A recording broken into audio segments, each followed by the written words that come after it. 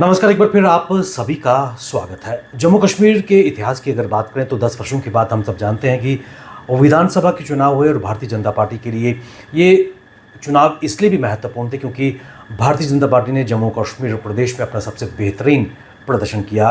25 से 29 सीटों पर भारतीय जनता पार्टी इस बार पहुंची है और ख़ासकर जम्मू डिवीज़न से बहुत प्यार भारतीय जनता पार्टी को मिला है।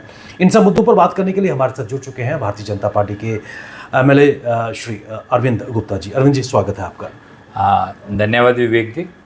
एक तो जम्मू के सभी लोगों का धन्यवाद, जैसे आपने बोला कि जम्मू से भरपूर समर्थन मिला, 29 सीटें हमें मिली, और जम्मू वेस्ट कॉन्स्टिट्यूंसी के लोगों का भी बहुत धन्यवाद जिन्होंने अपना प्यार और समर्थन मेरे को दिया। कुल मिलाकर इन विधानसभा चुनावों की अगर बात करें, क्योंकि एक ऐतिहासिक लम्हा था, 10 वर्षों के बाद यहाँ पर चुनाव हुए, सबसे पहले मैं आपसे जानना चाहूँगा, क्योंकि आप एक युवा चेहरे हैं, पिछले कई सालों से आप कार्य कर रहे हैं, युवाओं से जुड़े हुए हैं और खुद विजय होकर सामने आए हैं, किस नज़रिए से इन चुनावों को देखते हैं? नहीं, एक तो लोगों में चुनावों को लेकर काफ़ी उत्साह था। 2014 के बाद 10 साल के बाद चुनाव हो रहे थे, और जब से 2014 से नरेंद्र भाई मोदी जी की दिल्ली में अपना भारत में उनका आया था, प्रधानमंत्री बन के आए, उसके बाद देश को चौमुखी विकास की तरफ वो लेके गए, और लोगों ने उनके डेवलपमेंट का जो वो था उसमें काफ़ी लोगों ने उससे उत्साहित होकर उनका साथ भी दिया। और आपने देखा होगा कि जम्मू कश्मीर में 2014 के बाद जितनी डेवलपमेंट हुई है, उसके पिछले 70 साल में जम्मू कश्मीर में ऐसी कोई डेवलपमेंट का चीज़ नहीं थी। अगर डेवलपमेंट होती भी थी तो कश्मीर सेंट्रिक होती थी। अगर दिल्ली से 1 रुपया आता था तो 80 पैसे श्रीनगर में लगते थे, 20 पैसे जम्मू में। लेकिन 2014 के बाद अगर एम्स जम्मू में आया, एम्स श्रीनगर में आया, बराबर इक्वल, उसमें वो नहीं, क्राइटेरिया फिक्स नहीं किया गया कि वहाँ के लिए ज़्यादा और यहाँ के लिए ज़्यादा। और युवाओं के लिए, खासकर युवा शक्ति के लिए अपना उसके हर यानी कि हर पहलू के हिसाब से उन्होंने हर वर्ग को उन्होंने टच किया। डेवलपमेंट के इश्यूज़ पे, क्या टूरिज़्म का हो, और हमने टेररिज्म से टूरिज़्म की तरफ कैसे हम गए, आपको सब पता है। 1990 में जम्मू कश्मीर के क्या हालात थे और आज 2024 में जम्मू कश्मीर के क्या हालात हैं, आपके ध्यान में है ये चीज़ें। इसलिए लोग काफ़ी उत्साहित थे, और लोगों ने जम्मू एक वर्टिकल लाइन आ गई इलेक्शन के बाद। श्रीनगर वालों ने श्रीनगर को मैंडेट दिया, जम्मू वालों ने जम्मू को मैंडेट दिया। और जम्मू का मैंडेट ठीक है, आप जैसा भी हुआ इलेक्शन में, एक कश्मीर वालों ने कश्मीर घाटी में जैसा भी रहा हमने, लेकिन भारतीय जनता पार्टी को वोट बैंक अच्छा शेयर बना। वहाँ पे 2 सीटों पे हम वहाँ पे सेकंड नंबर पे रहे, 4 सीटों पे हम तीसरे नंबर पे रहे, हमारा वोट बैंक बढ़ा। और आपने देखा होगा कि जम्मू कश्मीर में अगर सबसे ज़्यादा प्यार और समर्थन मिला है तो वो भारतीय जनता पार्टी को मिला है, क्योंकि इसका वोट बैंक जो है 26% के आसपास है। और बाकी जो पार्टीज़ है, जो नेशनल कॉन्फ्रेंस, जो गवर्नमेंट जिन्होंने फॉर्म की, उनका वोट बैंक जो है 23 पॉइंट समथिंग है। लोगों ने प्यार और समर्थन दिया। ठीक है, आहिस्ता आहिस्ता हम जीत की तरफ अग्रसर हो रहे हैं, इस बारी नहीं तो अगली बारी से। अरुण जी, एक चीज़ मैं और भी आपसे जानना चाहूँगा, इसमें कोई दो राय नहीं है कि जम्मू कश्मीर के जो विधानसभा चुनाव थे, 26% से ज़्यादा वोट भारतीय जनता पार्टी को मिले, 23% के परसेंट वोट जो लगभग नेशनल कॉन्फ्रेंस के हाथ में थे। अब जो आपकी कार्यभूमि है, आपकी कर्मभूमि है, आप एक रेस्पॉन्सिबिलिटी और भी एडिट है। एमएलए बनने से पहले आपकी ज़िंदगी परिवर्तित थी, आप लोगों के साथ जुड़े हुए थे, लेकिन अब एक एडिट रेस्पॉन्सिबिलिटी है। किस नज़रिए से इस रेस्पॉन्सिबिलिटी को आप देख रहे हैं? पहले तो मैं नेशनल कॉन्फ्रेंस और अमर अब्दुल्ला जी को हार्दिक बधाई देता हूँ, उन्होंने गवर्नमेंट फॉर्म की। और मैं माता रानी से प्रार्थना करता हूँ कि वो दोनों खित्तों को बराबर लेके चले, एक अच्छी गवर्नमेंट और एक अच्छा वो दें, अपनी रिप्रेजेंटेशन दें। आपने इससे पहले मैंने 15 साल अपने ऑर्गेनाइजेशन में दिए। ऑर्गेनाइजेशन में एक वर्किंग और दूसरी वर्किंग में फ़र्क है। ऑर्गेनाइजेशन में 15 साल दिए तो ऑर्गेनाइजेशन ने मेरे को इस लायक समझा कि वहाँ पे भी पब्लिक डीलिंग रहती थी। मैं इससे जो रिसेंटली इसके बिल्कुल इलेक्शन से पहले मैं रियासी ज़िला का प्रभारी था, रियासी को देखता था। 2002 से लेके 2024 तक मैंने काफ़ी इलेक्शन लड़वाए, लेकिन इलेक्शन लड़ना मेरे लिए पहला एक्सपीरियंस था। ठीक है, अच्छा रहा एक्सपीरियंस, थोड़ा सा टफ़ था। लड़ने और लड़ाने में फ़र्क होता है, जब आप खुद मैदान में होते हो तो वो चीज़ें बदल जाती है। लेकिन लोगों ने जो विश्वास और मेरे प्रति प्यार दिखाया, उसके लिए मैं लोगों का धन्यवाद करता हूँ। लोगों में उत्साह तो था, लेकिन लोगों को अगर मेरे में जो कॉन्फिडेंस आया वो लोगों की वजह से आया। मैं लोगों के बीच में जाता था, मैं वहाँ पे जाके अपनी बात रखने की बजाय मैं वहाँ पे इंटरेक्शन करता था उनसे 1 to 1। उससे क्या हुआ कि लोगों का जो समर्थन है और लोगों का विश्वास मेरी तरफ बढ़ता गया।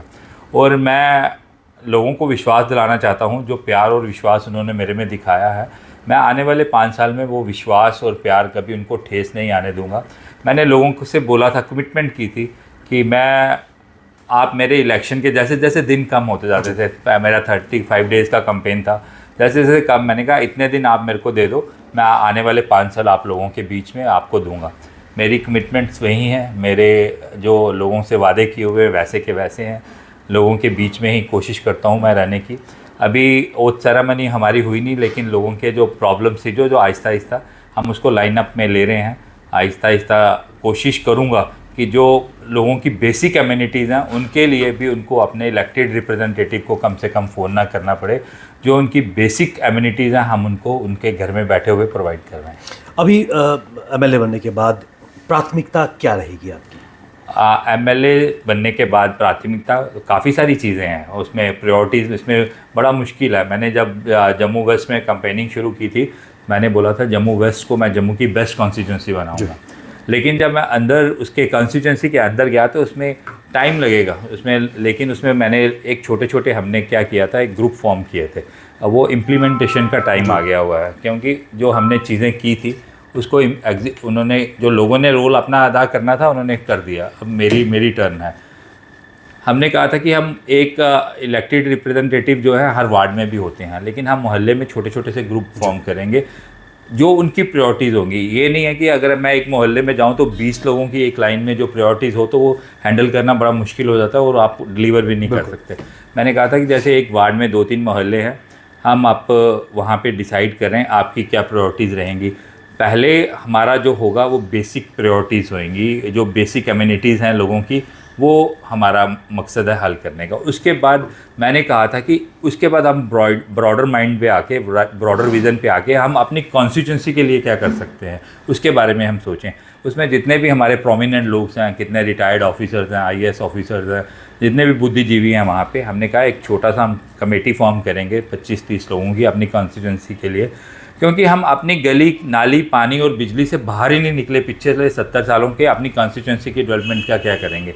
फर्स्ट प्रायोरिटी मेरी रहेगी कि जो अपना ये अर्बन हेल्थ सेंटर्स हैं और इवनिंग सेंटर्स हैं इनको रेगुलाइज़ किया जाए, वहाँ पे डॉक्टर्स प्रॉपरली बैठें, वो मॉडर्नाइज़ किए जाएं।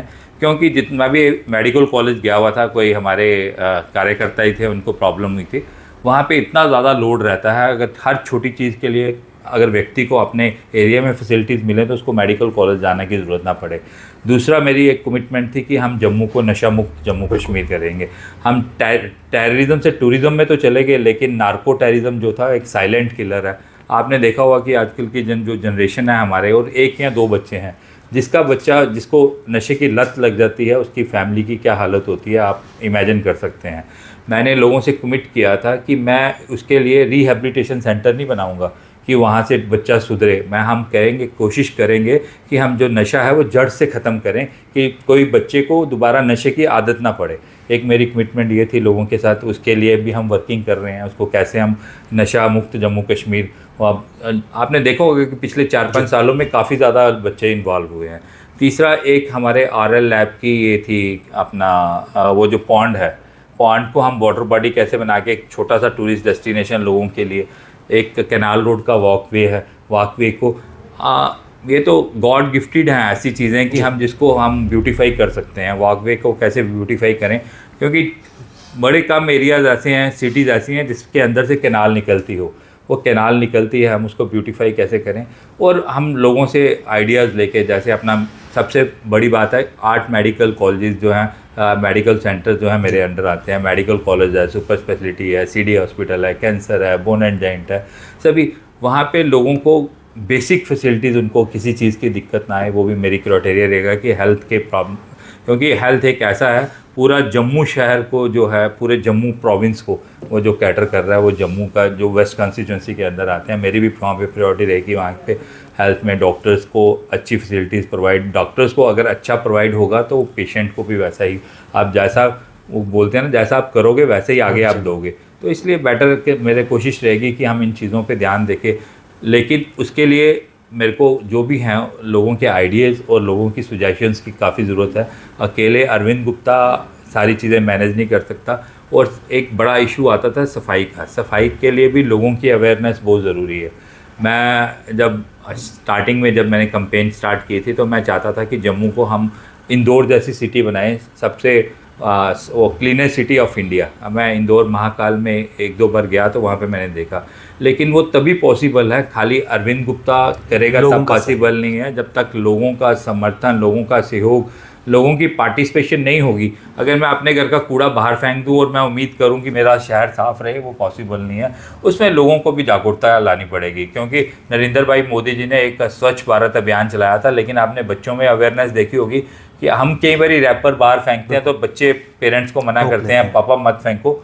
इसलिए जब तक लोग जागरूक होंगे तभी मैं जम्मू मंदिरों को, शहर को smartest cleanest city of India बना सकता हूँ। अरुण जी, युवाओं का आपने जिक्र किया, जिस तरह आपने कहा कि चुनौती नशा है और नशे को जड़ से समाप्त करना है। ऐसे में नशे के अलावा युवाओं को, क्योंकि मोबाइल की उस डोमेन से बाहर निकाल कर खेलों के मैदान की तरफ लाना भी एक बड़ी चुनौती है, ताकि उनका मूलभूत उनका विकास हो सके।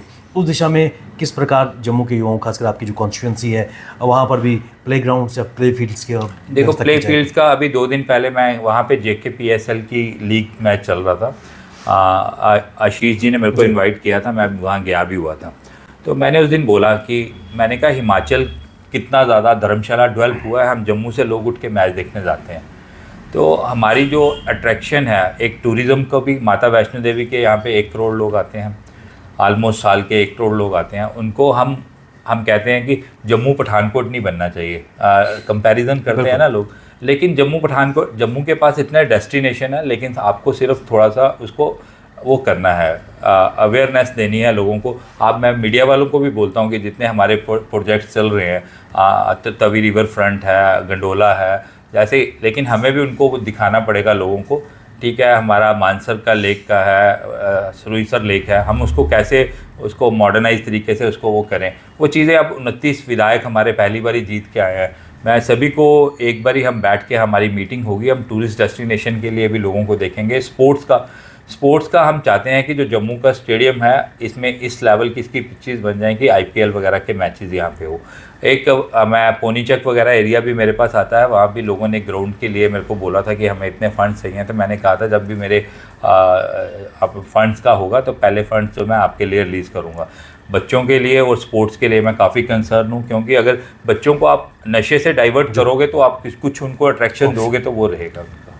एक चीज़ मैं आपसे और भी जानना चाहूँगा, चुनौतियाँ आपके सामने और आपके सामने का ब्लूप्रिंट बिल्कुल तैयार है कि आपने किस तरह काम करना है। और आज जम्मू डिवीज़न की बात करें, जहाँ से 29 MLA जीत के आए हैं, किस प्रकार, क्योंकि इस वक्त एक वॉचडॉग का रोल भी भारतीय जनता पार्टी के MLAs का भी रहेगा, जम्मू के हितों की रक्षा संरक्षित करने का प्रयास किया जाएगा, उस दिशा में ओवरऑल जो सारे MLAs हैं किस प्रकार काम करेंगे?